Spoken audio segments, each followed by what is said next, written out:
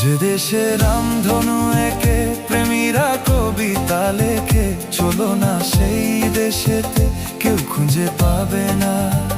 কথার গুঞ্জন শুনবো দুজন, কেউ শুনতে পাবে না।